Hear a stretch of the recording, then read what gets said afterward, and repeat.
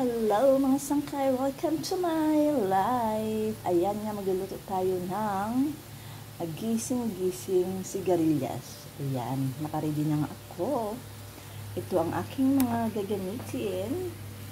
Ayan. Siling green. Limpo pork. In-slice ko na, nilinis ko na. Onion.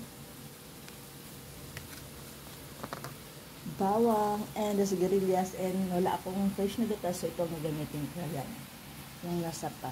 Ayan, mag-iinit na tayo ng kawali. Tara, samahan niyo akong mag-gisa. Yan na nga mga sangkay, mainit na nga ating kawali. Lalagyan natin ng oil. Kunti lang. Kasi yung ating gata ay magmamantika naman mamaya. Olive oil din yung ginamit ko.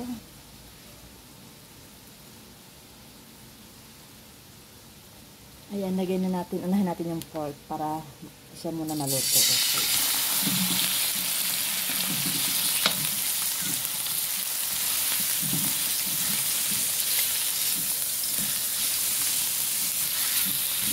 Takpan natin.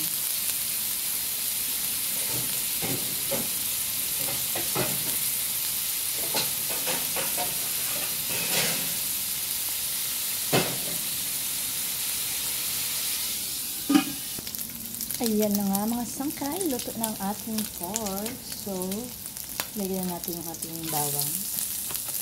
Lagyan na rin natin yung sibuyas.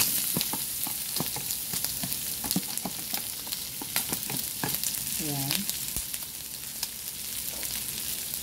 Haluin lang natin.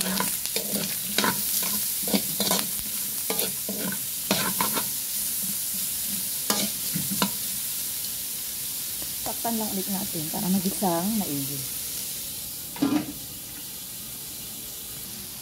Ayan, mga sangkay, ilagay na natin yung ating sigarilyas. And then, i-mix natin.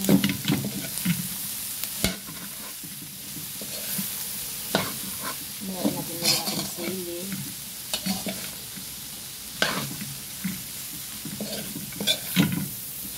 Isa muna natin yung konti bago natin ilagay natin yung gata.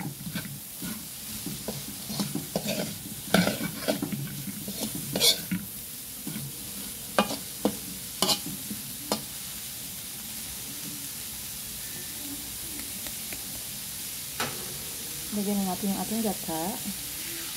Wala akong fish. Ito ang ginamit ko. Pang emergency charot. Ayan ang ginamit natin.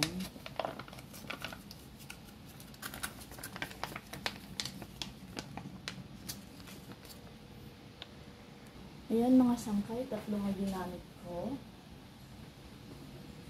So, maglalagay na ako ng paminta.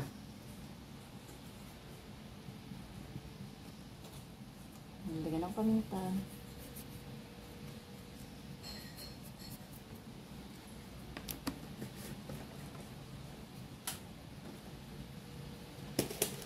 Chicken powder.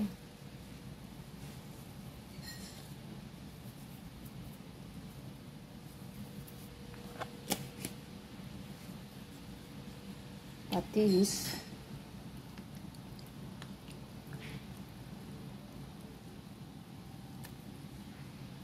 At pampa-enhance ng lasa, sugar. Takpan natin.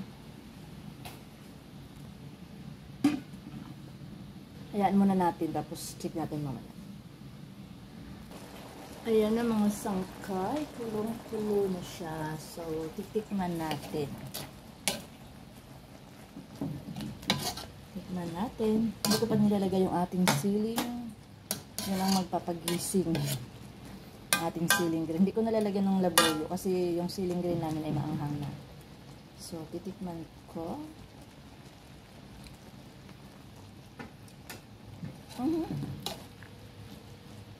Lagdagan na natin ng kunting asin.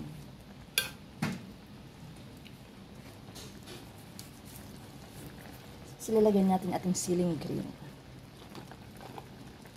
Naku, amoy pa lang maanghang na ang siling green natin. Sayaan muna natin. Takpan ulit natin. Para ma-absorb, charot. Ayan.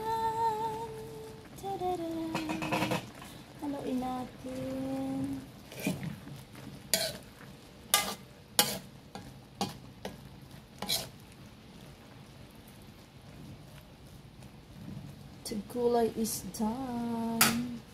Gising-gising is lagyan natin ito para magkanda. Tingnan. Taran. Done. Ayan guys. Done. Thank you for watching.